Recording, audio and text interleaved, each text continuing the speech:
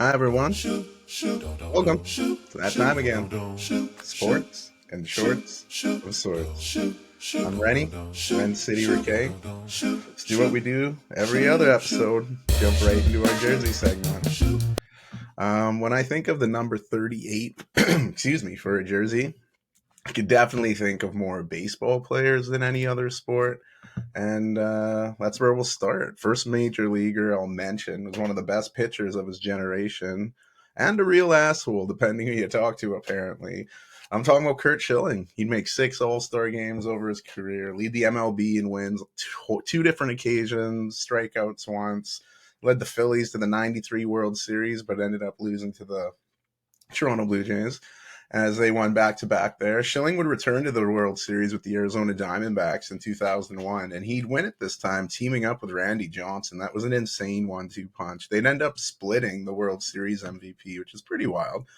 Then Schilling would move on to the Red Sox, where he'd be part of that team that broke the curse of the Bambino, not Gambino. We're not talking mafia here. Curse of the Bambino, and guide the Red Sox to their first World Series win in 86 years. And during that run, Schilling had an injury on his ankle that it was such a bad ankle injury. You could see the blood soaking through the sock. And yeah, throughout the ALDS and CS, Schilling would have to get treatment on that tendon, now known as the Schilling tendon procedure. And his second bloodied sock that he wore in the ALCS on the way to the World Series is actually on display in the Baseball Hall of Fame. So that's wild. He'd win another ring in 2007 with the Red Sox. And he's an elusive member of that 3,000 strikeout club. He sits 17th all time. He has the highest strikeout to walk ratio of inactive members. 3 seasons he surpassed 300 strikeouts. And despite all those great numbers, Schilling is still not in the Hall of Fame.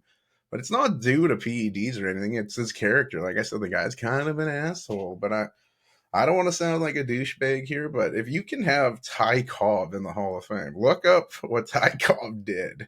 You should be able to have Kurt Schilling, because some of the shit Ty Cobb did was very much illegal and quite racist. So going from there, we'll go to another pitcher, this time a reliever, Montreal born Eric Gagne. He's originally a starting pitcher, but he's converted to reliever, and he thrived. He made 3 All-Star games. He even won the NL Cy Young in 2003 when he led the league in saves at 55. A National League record he shared with John Smoltz. He also won the Relief Man of the Award 2 years straight. During that time, he set a record for most consecutive save opportunities converted with 84. So that's ridiculous. He was automatic. His best years were as a Dodger, but he played with the Rangers, Red Sox, and Brewers, even though he wasn't the same guy in LA. He was a member of that Red Sox team with Schilling in '07, but he had to wear 83 because, yeah, Kurt Schilling was wearing 38. So despite his great numbers, he's always going to have that asterisk next to his name. He was included in that Mitchell report, where they were talking about the findings of people with HGH. He's come out and expressed remorse for what he's done, but he admitted to using HGH. It was to recover from a knee injury, though. A lot of people are going to remember Gagne for his PED use, but at one point, this pitcher with the big glasses, he was automatic and one of the most feared closers in the game. Next pitcher I'll mention is another reliever, Rick Aguilera. Started with the Mets like Gagne did as a starting pitcher, but he'd be moved to relief. And, some injuries hit to Aguilera, and he had to play relief pitcher. And he excelled. Like I said, he still wanted to be a starter, and he'd get moved to the Twins where they'd start him, but they'd be like, you know what, we're going to move you to closer. And again, he thrived. He didn't want to be a closer, but he was a good closer. He'd help the Twins win the '91 World Series. He'd also play with the Red Sox and Cubs. And he's 24th all time in career saves with 318. And another relief pitcher is a 38, Todd Worrell. He played with the St. Louis Cardinals and Dodgers over his career. Another guy expected to start, but he'd be called up to for as a reliever for the 1985 playoff race when the Cardinals would make the World Series. And he'd tie a World Series record by striking out 6 consecutive hitters. That's pretty wild. They'd lose to the Royals in that World Series, but Worrell was still considered a rookie the following year and won Rookie of the Year because, he was called up late for that playoff run. But yeah, he'd lead the National League in 36 saves. He'd make 3 All-Star games, lead the NL in saves one more time as a Dodger, and he sits 37th in the all-time saves list with 256. Another pitcher here, going back to the starting rotation, number 38, former Chicago Cub, Carlos Zambrano. El Toro spent his entire career with the Cubs, other than his last season where he'd go with the Marlins. Wasn't really much there, but make 3 All-Star games, 3 Silver Sluggers. He was one of the best hitting pitchers back in his day, and not Shohei Ohtani by any means, but he was a good hitting pitcher. He led the NL in wins in 2006, becoming the first player from Venezuela to do so. And he even had a no-hitter in 2008 against the Astros. A lot of people still love him there in Chicago. Last baseball mention is another current, well, this one's a current pitcher, Robbie Ray. He's playing with the Seattle Mariners. He's rocked the 38, and like everywhere he's gone, the Tigers, Diamondbacks, Blue Jays. Made an all-star game with the Diamondbacks, but his best year by far was with the Blue Jays in 2021, where he won AL Cy Young while leading the AL in ERA and MLB in strikeouts. He'd leave the Seattle the following season, where he currently plays now, but leaving the diamond for the hockey rink. Next mention, a guy that was taken way too soon here. I'm talking about Pavel Demitra, the Slovakian player, is most remembered as his time with St. Louis Blues, even though he played with the Senators, Kings, Wild, and Canucks. Make 3 All-Star games, won the Lady Byng in 2000. Like I said, did most of his damage with the Blues, where he sits 5th all-time on their scoring list. And he was very involved with the Slovakian national team, where they even retired his number. His numbers also were retired with the Slovakian side, Dukla Trenčín. Both retirements came posthumous, as Dimitri passed away in that plane crash. Him and his locomotive Yaroslav teammates, they were on their way to Minsk for a hockey game, and the plane went down. It was such a brutal story.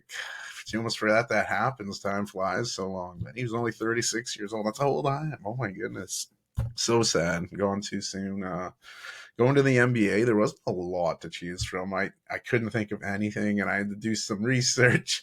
We have one decent 38 in the NBA right now, Saban Lee. He's on a 2-way contract with the Suns. He's had some decent minutes here and there. 24-year-old could help out down the road, never know. But yeah, like I said, not a lot in the NBA there. Going to the NFL, not a lot of names that jump out to you. The biggest name, I guess, that wear 38, Arnie Herber.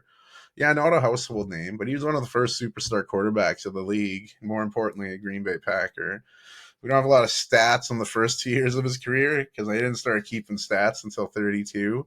But once they did, you could see how good he was. He'd lead the NFL in passing yards and touchdowns 3 different times. He won 4 NFL championships with the Packers. That was before the Super Bowl was around.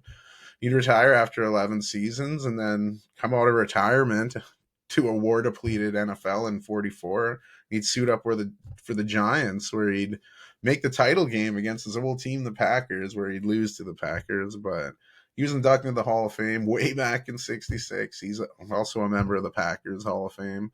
Another football mention, number 38, Green Bay Packer. I'm talking Tramon Williams.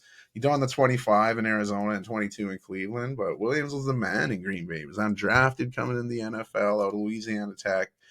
Make the Packers practice squad before earning his way into the lineup, starting as a returner, working his way onto the defense. Perfect nickel defensive back to go along with Charles Woodson, Al Harris, before he'd eventually take Harris's spot on the outside. But 2010, he'd make his only Pro Bowl, and later that season, he'd be part of the Packers Super Bowl winning team that beat the Pittsburgh Steelers. Last year, as he mentioned, this is a current NFL player, a running back for the New England Patriots, Ramondre Stevenson. Played at Cerritos College for 2 years before transferring to Oklahoma and doing great there, being the MVP of the Cotton Bowl against Oklahoma State. He'd get drafted in the 4th round by the Pats, so you didn't know what to expect from him, but he's been a pretty good back in the NFL, and you may hear from him later in this episode. No, actually, I'm not bringing him on the show. I shouldn't have hyped with that, but I'll mention him again later. But yeah, jumping into the wild sports week that was, in the time machine back to last Monday, we had the Kelsey Bowl between the Chiefs and the Eagles, a rematch of the last year's Super Bowl. KC would have chances to win it, but too many wide receiver drops would lead, to the Eagles winning. We had Thanksgiving games, gobble to American people watching if you're in the States, dope. Green Bay and Detroit. I was a little unsure about my Packers in this one. The lines looked really good. Packers would get a 6 start when Love would hit Jaden Reed for a touchdown, but Sam Laporta would answer with one of his own. But Love was dishing out touchdowns. He'd hit Kraft, and then the defense would get one when Simone Biles' husband, Jonathan Owens, returned a fumble to pay dirt. In the second half, Montgomery would get one back for the Lions, but Jordan Love's third touchdown pass of the game when he'd hit Christian Watson. Goff would hit Reynolds late, but it would be too little too late. Packers win. Big Thanksgiving win over their rivals, the Lions, who have been really good most of the season here. Then you had the Washington Commanders and the Cowboys. This Thanksgiving classic. You had Dak getting started early, hitting Dowdle for a touchdown pass. You did Brandon Cooks for a touchdown pass. Sam Howell would answer with his own touchdown run, but then you'd have Tony Pollard getting another touchdown. So the Cowboys were rolling. We have a quiet third quarter, but then the Cowboys would just go nuts in the fourth. Dak would hit Lamb for a touchdown. Then Dak would hit his fourth touchdown of the game, the Kevontae Turpin. And then history would get made when Sam Howell's pass would get intercepted by Deron Bland. And I've talked about it on the show before. He was tied for pick sixes in one season at 4. He'd make this pick. He'd return it all the way to the end zone. Most pick sixes in one NFL season. And he's done it in week 12. Jim Nantz was making the call. You couldn't have anyone better doing it. As he made the catch, Nantz was already hyping it up. It had you on the edge of your seats. You don't usually get that in a blowout game, so that was nice. So because the Cowboys crushed Washington, it was bad. But that play, goosebumps on that one. And the 49ers and the Seahawks, another divisional game, and this 49ers train is still rolling. Seahawks couldn't stop it. Debo would score. Then Christian McCaffrey would get 2 touchdowns in the second quarter. Second half, the Seahawks defense got one when Brooks picked off a tip pass by Brock Purdy and took it to the end zone. But then Purdy would just hit Ayuk for another touchdown, and there's your game, 31-13. San Francisco, they've looking like they're getting healthy and starting to look like the San Francisco team we expected. Like my Super Bowl pick. We'll see how that goes. It's still early. We had our first ever Black Friday game, thanks to the people of Amazon there. Another division game between the Dolphins and the Jets, and the Jets defense was playing pretty tough. Tim Boyle was getting his first start for the Jets. And their offense continued to struggle. Tua would hit Tyreek Hill for the first touchdown of the game, and the Dolphins were looking to get some more points before halftime, but Tua, bad throw. Brandon Eagles would intercept it and return it to pay dirt. You have a 10-6 game. The Jets would quickly get it back, and they're like, hey, we can get some more points here. They tried a Hail Mary. Boyle tossed it deep. Canadian Javon Holland would make the interception and return it the other way. Oh, my goodness, a pick-6 Hail Mary. They're calling it the Fail Mary, which fits right in with the Jets and their butt fumble. These plays just happen to the Jets, I'm telling you. Mostert would get a touchdown in the second half. Garrett Wilson would answer that. Boyle, nice touchdown for his stats there. But Mostert would bust another touchdown out. 34-13. Black Friday win. Black eye on Jets fans around the country and the world. You'd have Sunday football, Bucks and Colts. Baker Mayfield was looking to get the Bucks rolling. He'd throw an early interception to set up a Jonathan Taylor touchdown. Then you'd have Gardner Minshew for the Colts dashing into the end zone and doing a little shimmy after.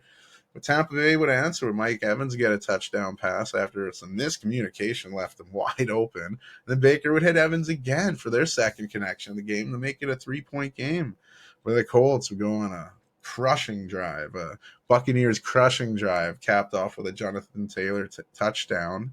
And then Mayfield would try to tie it late. He'd get strip sacked, and Colts would run the game out. Big win for the Colts. They move above 500. Buccaneers, as low as their standing, as their record is, are still alive in that awful division they're in. We'll get more to that division as we go here. Patriots and Giants. Giants would take advantage of a bad Mac Jones interception, and DeVito would hit Hodgson on a short throw. Use a nice stiff arm to get in the end zone, so the Pats would be up. It was a brutal first half for Mac Jones, so he'd be benched again. Like 4th time this season he's benched. Zap Daddy Bailey Zappi would come in, and it must have inspired the Patriots. Zappi led them down the field before, as who we mentioned earlier in this episode, Ramondre Stevenson would run a touchdown in, tie the game up. Giants would go ahead with a field goal. Zappi would lead the Patriots down the field. Nice little chip shot range for Chad Ryland, the rookie kicker. But he missed the kick to force OT. Just, a devastating loss on a brutal season for the Patriots. Off to the worst start in their history since 1992. They're the only team over the last 30 seasons to lose back-to-back games while allowing 10 points or fewer. That is embarrassing right there. And is this how Belichick goes out? Oh, it can't be. It can't be. But anyway, huge win for DeVito and the Giants. So when he's scoring and he's showing off the Italian celebration, and you could see his dad in the crowd, dude. What a cool thing. Bad year for the Giants. It's like cool thing for them. If you can score 10 points and win in the NFL, I don't know. It's something. A win's a win, no matter how small. But anyway, I think Dr. Seuss said that. Something like that. You had Steelers and Bengals, and there was big news coming in before this game. You had the dismissal of offensive coordinator Matt Canada. I was asking who's going to go first, him or Pickett. Obviously, the coordinator. This offense has struggled for way too long. A lot of players are going public with frustrations. Much like the South Park movie, they blame Canada. Jake Browning would start at quarterback for Joe Burrow, and he'd hit Sample for the touchdown pass, put the Bengals up early. The Steelers would come back. They'd take the lead in the third quarter when Najee Harris would run in a touchdown. Steelers would add some extra field goals. They take 16-10 win. Big win for the Steelers. They went over 400 yards for the first time since week 2 in 2020, a 58-game drought. All it took was firing Matt Canada. So, yeah, I guess you can blame Canada. But lots of positivity coming out of Pittsburgh right now following this big divisional win. I know Burrow was hurt. That's still a big win for the Steelers coming off another bad offensive game with Canada. But yeah, we'll see what they can do the rest of the season. It's all on Pickett now. Panthers and Titans, you had two young quarterbacks going at it. Bryce Young going up against Will Levis. The big man, Derrick Henry, would punch in the touchdown to cap off a long drive, giving the Titans an early lead. Young would get sacked and fumble in his own end, giving Titans the ball, where big man Derrick Henry would pound it in again. And then, it would be looking kind of dire for the Panthers. They go for it on fourth down. Chuba Hubbard would run it in, reduce the lead to 17-10, but that's as close as it would get. Tennessee hold on for the win, give the Panthers another loss. They're 1-10 now on the season. Still a rough go for Bryce Young. They showed his parents in the crowd. None of them were in Carolina gear. It was all Alabama gear. Back when he would win games. But man, a lot of quarterbacks, a lot of good quarterbacks had really bad rookie seasons. Google Peyton Manning's rookie numbers. I'm not saying Bryce Young's Peyton Manning, but sometimes you got to take your lumps before you can hit that next level. I mean, the team around him isn't very good right now, but we'll see what happens. As long as his confidence doesn't get shaken. Going to the number 2 pick, we had a great battle in the AFC South between the Jaguars and the Texans. You had Trevor Lawrence of the Jaguars, and like I said, the number 2 overall pick, C.J. Stroud. Lawrence had started off early by punching one in for a rushing touchdown, but C.J. Stroud would scramble around and hit fellow rookie Tank Dell for a touchdown pass. And then just before halftime, you had some wild events here. Texans kicker Matt Amendola would miss a 50-yarder, making him 0-4 in his career on 50-yarders or longer. So that would give, the Jaguars some decent field position. They'd sky one to Christian Kirk. He'd get pushed out at the 1-yard line with 1 second left in the half. So you're like, okay, to hit the field goal. Doug Peterson's like, we're going to punch this in before halftime. Texans had other ideas. Travis Etienne was stopped at the line. So going into the halftime, Texans had this momentum, and they'd go down the field. C.J. Stroud would run it in, putting the Texans ahead. But then the Jags would answer. Lawrence would hit Calvin Ridley for a touchdown. Jags are up. Then Stroud would answer again, this time to Nico Collins, but they'd be down 3 points at this point. Then the Texans would need some more late game magic, which is Stroud has done for them. But they struggle to get down the field and only set up a 58-yarder for Amendola. And like I said, he hasn't hit a 50-yarder in his career. He hit it. It looked straight. It looked good. Doink, right off the upright, the bottom upright there. Oh, my goodness. Truly a game of inches. This was an entertaining game. Big win for the Jaguars. They distanced themselves a bit from the Texans and Colts in their division, but wow, what a game. Then you go to the Saints and Falcons. Not so much a game. Late in the first quarter, the Saints were moving it, and then Derek Carr would get intercepted by Jesse Bates, who would run it all the way back for a touchdown, putting the Falcons up. The Falcons would double their lead when Mustard Man Bijan Robinson would run it into the end zone for a touchdown. Saints would answer with some field goals, and then Desmond Ritter would hit Bijan Robinson for another touchdown pass. Falcons held on to the win. It's amazing how well they do when they actually involve Bijan Robinson. And I mean, Ritter, he threw some bad interceptions in this one, but despite that, the Falcons triumph and they take the division lead. Yeah, they lead the division under 500. That's what I mean when I mentioned the Buccaneers earlier. 4-7, the Buccaneers are still very well in that division. Hell, if the Carolina Panthers go on a run, who knows what could happen? I don't see it, but wow, tough division. Well, not a tough division. Rams, Cardinals. This one, you had Matthew Stafford hitting Tyler Higbee on the opening drive. First tight end touchdown of the season for the Rams. Cardinals would answer right away when Kyler Murray would run one into the end zone. Rams would get a penalty on the extra point, so the Cards would get a 2-point. They're like, damn, we up 8-7. And then the Rams would go right down the field and Stafford to Higbee. They went from 0 tight end touchdowns to 2 in one half. And then Stafford would hit Kieran Williams for his third touchdown of the half.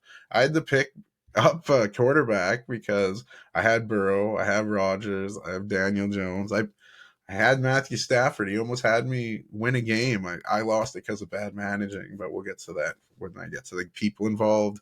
But yeah, early in the fourth, Williams would run in another touchdown. The Rams were just killing him. Royce Freeman, the backup running back, would run one in. Dortch would catch a touchdown pass from Murray and did like the too small celebration. I don't know if you could do that when you're down that bad, but this was all Rams after the first 2 touchdowns were exchanged. They never looked back and took the easy one against Arizona. Browns and Broncos. This one was pretty interesting. The Broncos would start the game early, going right down the field and giving Pirine the ball for the touchdown. Then Russell, last name Wilson, would double the lead when he'd run one into the end zone. And Browns would do what they do best, hit some field goals and make it a game before DTR would hit Harrison Bryant in the third quarter. They'd missed the 2-point conversion, so it would be a 2-point game. Adam Troutman would get called out of bounds on his end zone reception, but they challenged the call. It'd be overturned. Another touchdown pass for Russell Wilson. DTR would get knocked out of the game on a personal foul hit. They showed him on the bench. He's just blood coming out of his mouth. It was pretty wild. So they bring in PJ Walker. Things wouldn't really go well for him. You'd have more Browns getting injured. Myles Garrett got an injury. Hopefully it's nothing serious on him. Walker would try to lead a comeback late coming out of his own end zone, but he'd get sacked for a safety, making it 29-12, and that's how it would end. The first 29-12 final score in NFL history. Another scoreagami. It's always interesting when you get an original score that has never happened, so that's another one you can check off. Broncos looking really good right now. Russ is cooking. 4th win in a row. Hottest team in the NFL. That's why I'm rocking this bad boy right now. Bills and Eagles. This one would be very crazy. Eagles would start, going down to the 1-yard line, and you know what would be coming. A brotherly shove, push, tush, call it what you want. It works. Hurts scored. Eagles up. Bills would hit a field goal before Josh Allen would run one in out of his zone when they put the Bills ahead. And then huge twist before the Bills before halftime. Like that was just a theme on Sunday. But the Bills were looking for a touchdown before halftime. Few things didn't go their way. Josh Allen was taken down outside the pocket. It's clear horse collar. Gene Steratore was like, yeah, man, that's a horse collar. No call. Instead, they said, because he tried to throw it, it's intentional grounding. So they lose it down. And, yeah, next play is incomplete, so they have to go for a field goal. Rookie Jalen Carter blocks it. You're like, what is going on? Karma would kick in because as the Eagles were going down the score, they'd fumble it. Josh Allen would then throw a strike to Diggs for a touchdown. So it did work out for the Bills. They went up 17-7 going in the half. Then you'd have more missed field goals by the Bills. Eagles would go right down, and Hurts would hit Brown for a touchdown pass. Buffalo would answer when Josh Allen showed off those legs, flashing pump fakes as he runs into the end zone. His third touchdown of the game, second rushing. The Eagles, they'd answer again. Hurts would hit Devontae Smith to make it a 3-point game. And then Josh Allen, tell me if you heard this before, threw a bad interception. This time his 8th straight game with an interception. This would immediately lead to Hurts hitting Zacchaeus for a go-ahead touchdown pass, but Bills would respond nicely, They'd methodically go on the field. Allen would hit Gabe Davis, put them up 3 points with a minute 52. looked like they had it, especially since the Eagles were struggling to go down the field, getting bad penalties. Jason Kelsey getting two big penalties on that one. So they didn't leave Elliott with a good chance. Jake Elliott had a 59-yarder to tie the game and force overtime, and talk about clutch, he nailed it. It was pretty amazing. Bills would win the toss, go down the field, and there'd be confusion between Allen and Davis. Davis would go outside. Allen expected him inside. Incomplete pass. This time they'd hit a field goal, but they'd have to send it back to the Eagles. And you know what Hurts was going to do? It hurts so good. He'd go down the field and he'd cap it off by quarterback draw right into the end zone, walk off touchdown. Amazing game, making Josh Allen remain winless in overtime. He's now 0-6 in overtime. So in a debate who you'd rather have, Allen and Hurts, I'm leaning towards Hurts for sure. This was an amazing game, though, and a very weird moment because it was the last game on during the Red Zone broadcast, and you could hear alarms going off. And Scott Hansen was like, "This is the first on Red Zone, but we have to evacuate the building." You could still hear the alarm going. And then Scott Hansen came back. You could still hear the alarm going, and he's like, "You know what? They said I'm safe to be in here to finish the show, so let's finish it." Social media obviously took off with this. You have the Titanic ship with the musicians playing as it's going down. Here's Scott Hansen. It's, dedicated. Kudos to you, sir. Gotta love it in the red zone. Other game, Chiefs and Raiders there. Aiden O'Connell started off by hitting Jacoby Myers early for a touchdown, and then Josh Jacobs would bust a 63-yard touchdown. Raiders up 14-0, right? Looking good. Isaiah Pacheco would punch one in for Kansas City, and then Mahomes would hit Watson to tie it up going into halftime. Mahomes rode that momentum, and they hit Pacheco on another touchdown run before Mahomes would throw a touchdown pass. This time to Rice, who did a lot of work after catching the ball, but he brought it in the end zone. Chiefs bounced back from a bad Monday Night Football loss to beat their division foes, the Raiders. They looked really good in the second half on that one. Ravens and Chargers, this was an interesting one. Ravens would get the first touchdown of the game when Lamar Jackson would hit Zay Flowers for a touchdown.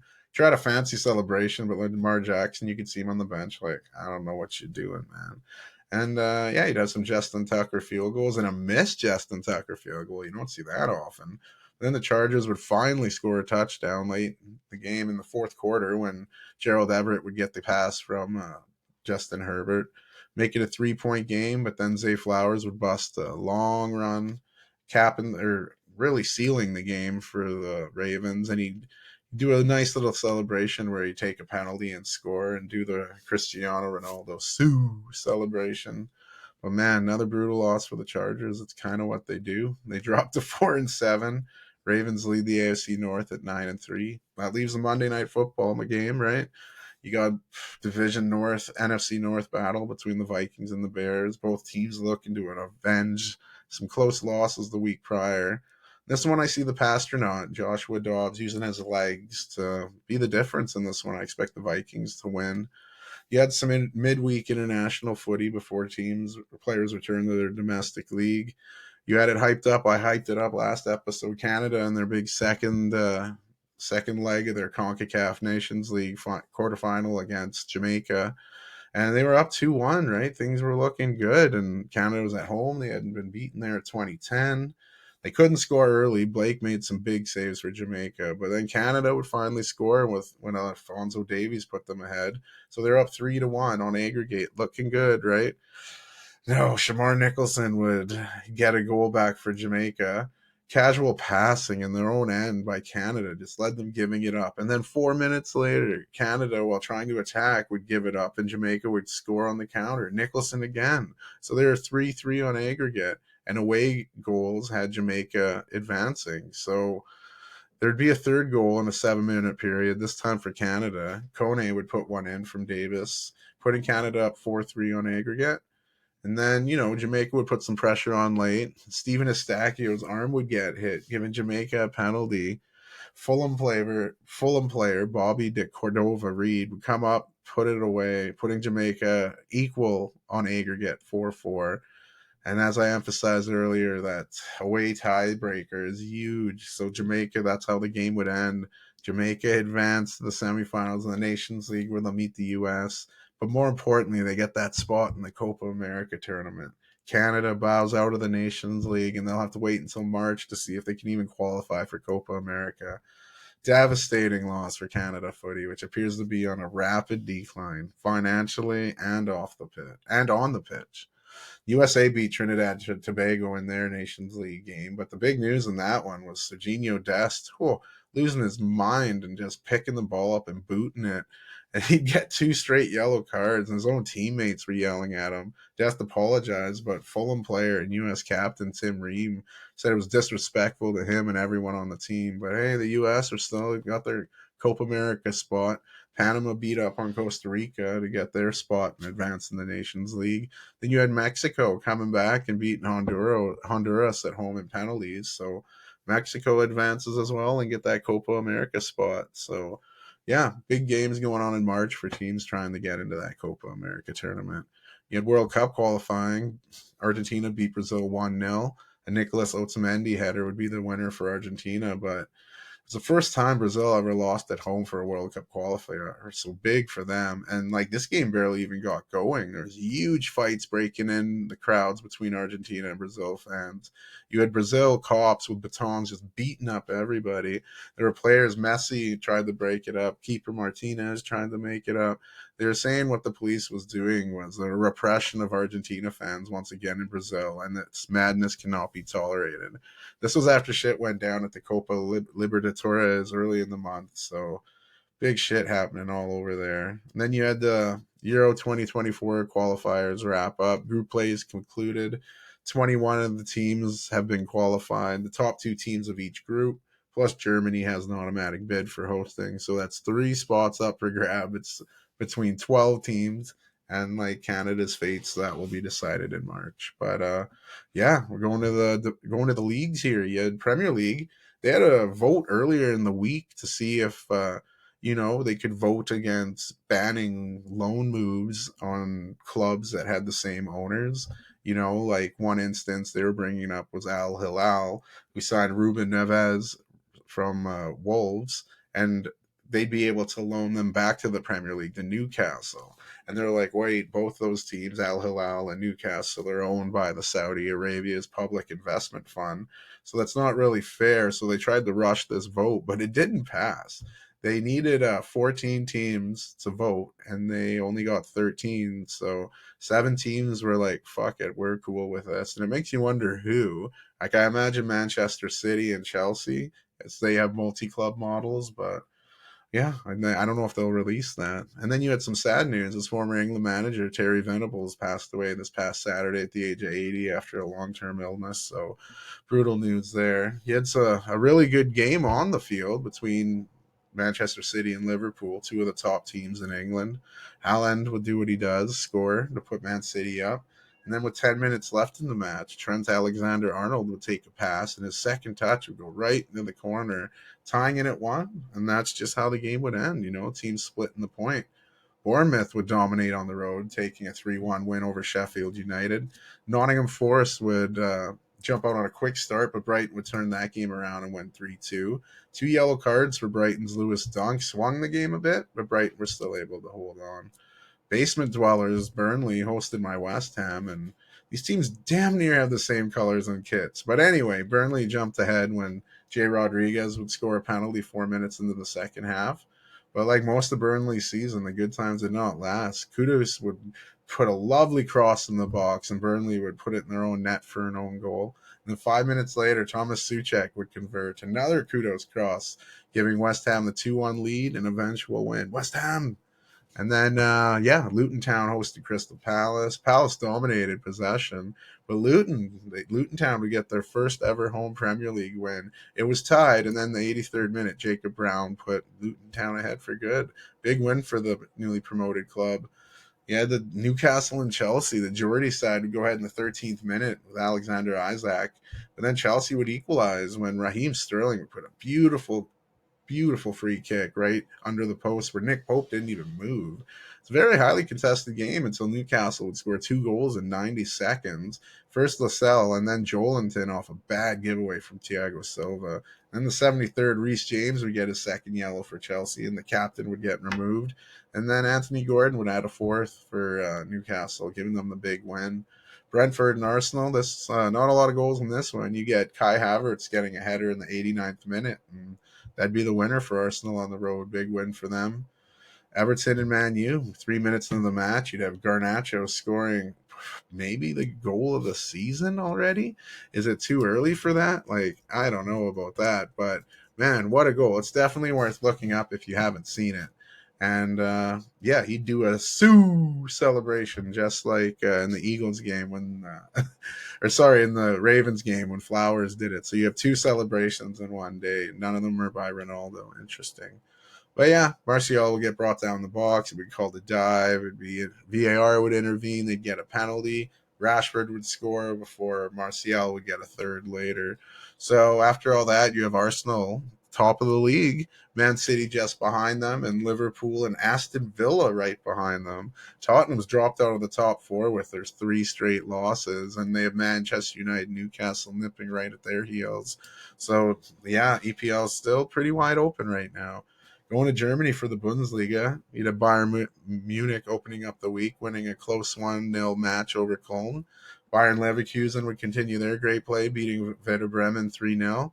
Nice little birthday gift for manager Xabi Alonso. A wild one in Dortmund as the home side went down 2-0 after 28 minutes to Mönchengladbach.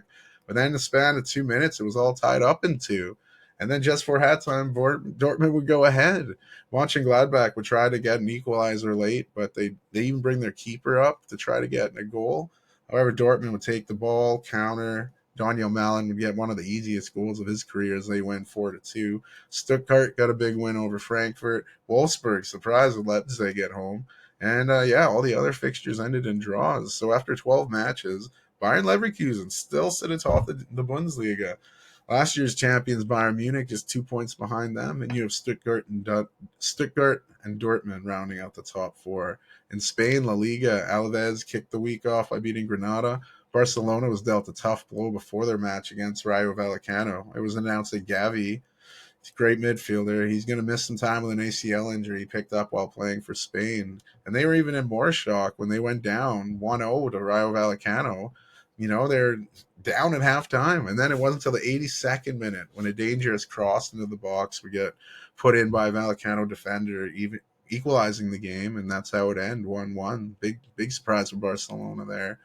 You'd have Getafe, Atletico Madrid, Villarreal, Real Sociedad, Real Betis, and Real Madrid. They'd all win their games. Girona host Athletic Club to wrap up the games in Spain on Monday. And that's a big game because if Girona wins, they jump atop Real Madrid for top of the league. If they draw, they'll be on the even points with Real Madrid. So big game for them. And then you have Atletico Madrid are in third and Barcelona are in fourth.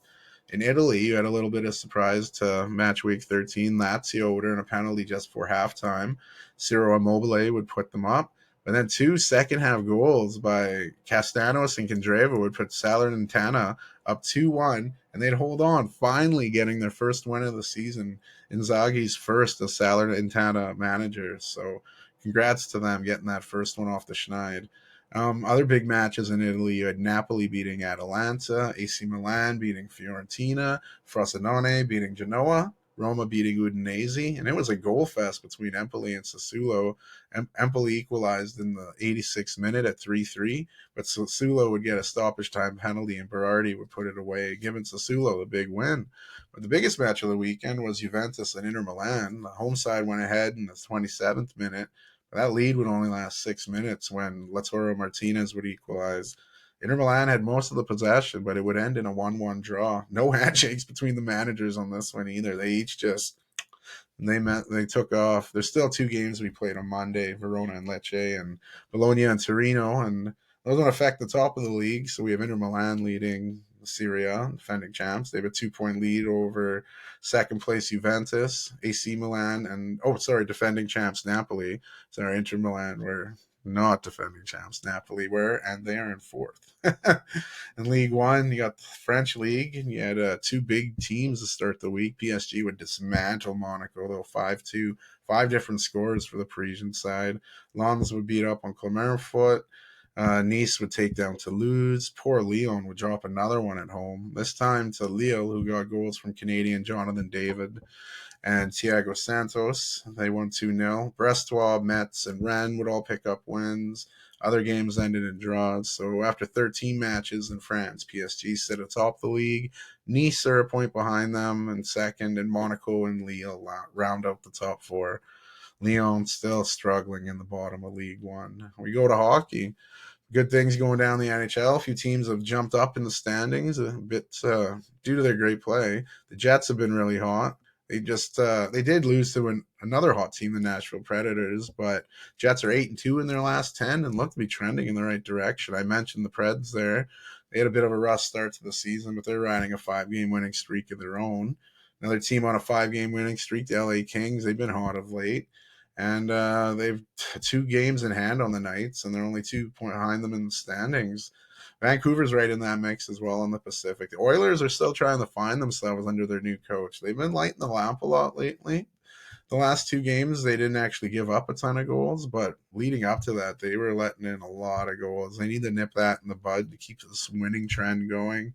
The Avalanche lead the Central Division, riding a nice 3-game winning streak. Out east, the Rangers look to be leaders in the Metropolitan. They've been playing some really good hockey. It's pretty crazy how the rest of that division is. The next 6 teams are only separated by 5 points. And then the Bruins, much like the Rangers, are the cream of the crop in their division. And the Atlantic's just as close. You have 6 teams only separated by 5 points in the standings. So a lot of parity out east there. If you just go on a run, you can really separate yourself here. We have a new points leader this week. Tampa Bay's Nikita Kucherov now leads the league in scoring with 35 points. He also shares the goals lead with Vancouver Canucks Brock Boeser at 15 goals. Kyle O'Connor of the Jets and Toronto's Austin Matthews just behind them at 14. Golden Knights goaltender Aiden Hill now leads the league in goals against and save percentage. And Chicago Blackhawks, Connor Bedard leads the league in rookie points and rookie goals. We go back to some football here in college. There's some massive games going down. The biggest of the biggest, the Big Ten showdown between Ohio State and Michigan. Close game, but the Wolverines win at home, remaining undefeated while crushing the spirits of the Buckeyes, just like they like doing to their rival. The most exciting game of the week was probably the Iron Bowl between Alabama and Auburn. Looked like Auburn had it. Alabama would have to go for it on 4th and goal from the 31-yard line. Jalen Milroe would hit Isaiah Bond on a ridiculous touchdown pass to give Alabama the improbable win. What a win. That was crazy. Florida State had a bit of a scare, but remained undefeated, beating Florida. Sticking with the trend, and undefeated Washington won a squeaker against Washington State. Kentucky won a close one against rivals Louisville. The number 1 team in the country, Georgia, only won by 1 possession over Georgia Tech. And the early season darlings, Colorado, they lose their last game of the season to Utah. Kind of a brutal ending to a nice Hollywood start for Deion Sanders' Colorado team. They only won one game last year, though, and they bumped that up to 4. Little bit of improvement, but they got to do a lot more going next year. But hey, I brought some hype. The University of Colorado hasn't been done in a while. I mean, the basketball teams are looking pretty good this year, especially the women's team, but tough go for Deion. Coach of Indiana, Tom Allen, was let go from Indiana on a $20 million buyout. So not a bad way to go, I guess. And next week, you got some big games, college football, some championships. Oregon and Washington in the last ever Pac-12 championship. Oklahoma State and Texas in the Big 12. Georgia, Alabama in the SEC. Michigan, Iowa, Big 10. SMU and Tulane in the ACC. And Louisville and Florida State in the ACC. So conference titles on the line here, NCAA championship spots, like playoff spots on the line. Out of those games I mentioned, I'm going with Washington, Texas, Georgia, Michigan, Tulane, and Florida State. Sticking with college, we'll go to basketball. There's some Maui International Tournament play. That would be a cool tournament to play in. Just go to Hawaii to play some hoops. Purdue would have a nice double-double from Zach Edey in their big win over Tennessee. It was a really good Tennessee team. A lot of people are hyping them up. You get a matchup of 2 potential champion teams again. Marquette, they surprised Kansas, giving the number 1 team their first loss of the season, which set up a really cool third-place tournament game between Kansas and Tennessee. Hunter Dickinson bounced back for Kansas, going for 17 and 20, because they'd get that win. But you'd have a final between Purdue and Marquette. Like I said, two teams with championship aspirations. And again, Canadian Zach Edey looked the man. 28 points, 15 boards. Looked great. Arizona looked great, beat Michigan State. USC would beat Seton Hall before dropping to Oklahoma. It's good to see Bronny James has been kind of working out with the team again. It'll be nice to see him back. North Carolina would lose a close one to Villanova, but bounce back against Arkansas. Florida Atlantic, last year's darling team, had three big wins this past week against Butler, Texas A&M, and Virginia Tech. So, yeah, some really good undefeated teams left out there. Purdue, Arizona, UConn, Houston, Miami, Baylor, James Madison. Man, they've had a good year in sports. And Mississippi State. A lot of good hoops going on in college. And the women's game, kind of brutal news for UConn. AZ Fudd, she's going to miss the rest of the 2023-24 season with an ACL and meniscal tear. She picked it up last week, and they were waiting for the Smalling to go down to do the test. But you got to feel for her, you know. She missed most of last season with a right injury, and prior to coming UConn, she had a torn ACL and MCL in the same knee. So, just brutal. But on the court, there have been some great basketball. South Carolina continue to dominate as they're the number one team in the country. Some others that are undefeated: UCLA, Stanford, USC, NC State, Texas, and like the men's side, Mississippi State. NC State's got no love coming in the season. They're 7-0 after dispatching previously undefeated Colorado. North Carolina struggled with back-to-back losses against Kansas State and Florida Gulf Coast. Didn't see that one. Caitlin Clark continued to do her things with Iowa's big wins. Still a lot of questions coming out of LSU, like where is Angel Reese right now? So they're still being hush-hush on the matter. Anissa Murrow filled in great for Reese, though. She went for 37 and 16 in a big win over Virginia.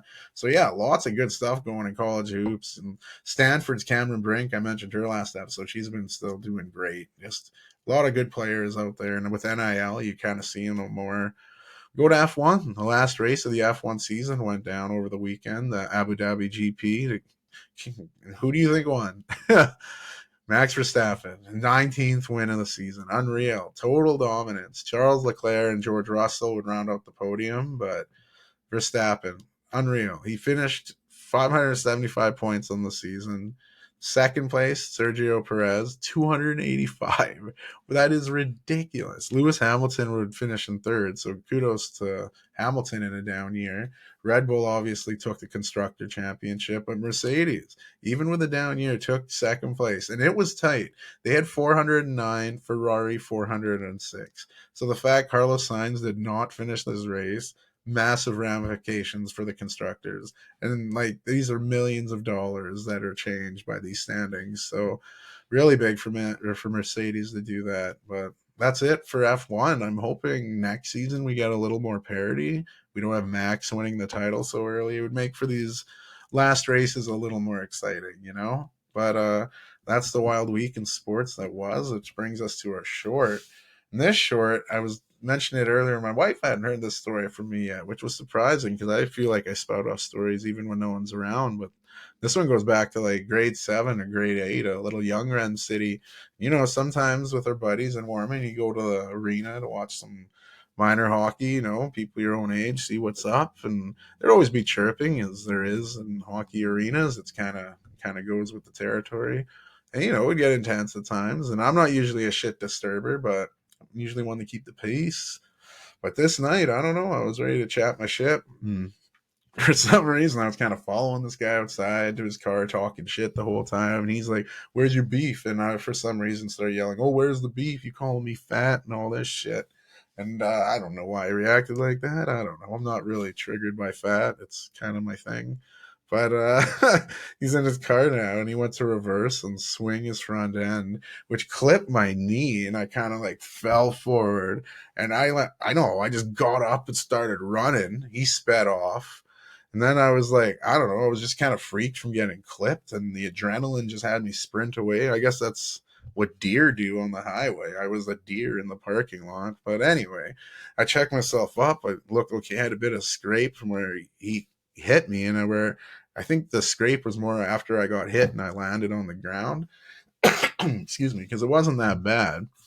So I went back to the scene, and like there were a bunch of people around now because this guy sped off, but on the way he hit that car, right? So now owner of the car comes out, RCMP's involved because that's what's out in Mormon. They don't have like city cops or anything. So yeah, I give a statement to the police. I had to go down to the dispatch. My parents were like, "What the fuck? I thought you were gonna go watch hockey," and like, yeah, I was scared shitless going to give that statement. I wasn't even a pot or anything. I was still a young kid, right? I wasn't into that yet.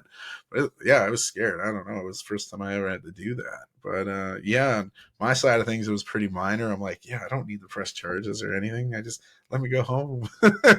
Really, badass guy. But yeah, it was a different scene, and maybe that's why I don't chat a lot of shit. It's like the one time I did, I got clipped by a car.